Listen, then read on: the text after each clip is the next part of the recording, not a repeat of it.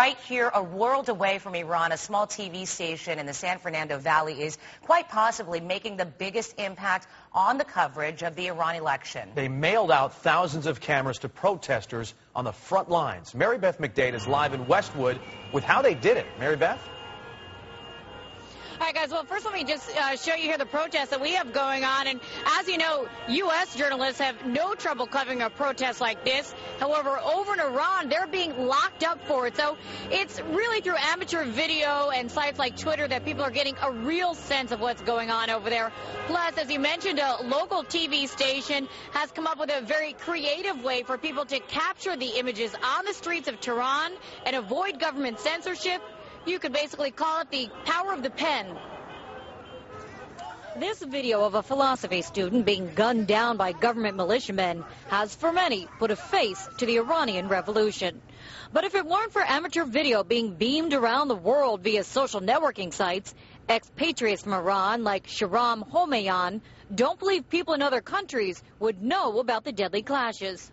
One is the internet, number two, all the young people helping, and number three, the prediction that we had for what's going to happen a few months back. We caught up with Homayoun at a protest in Westwood tonight.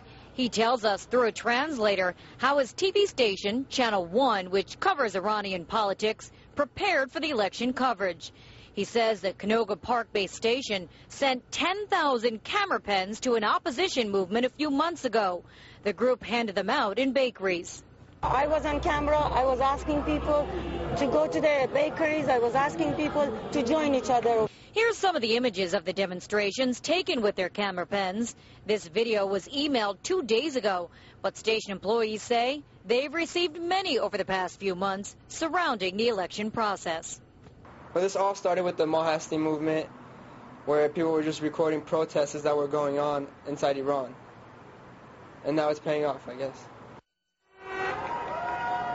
And station officials tell us that the Iranian government has actually caught on to the camera pens, and so they've sent over other devices now for people to use, but they don't want to tell us what they are for fear that the Iranian government may see this. For now, reporting live in Westwood, Mary Beth McDade, KTLA News. Back to you guys.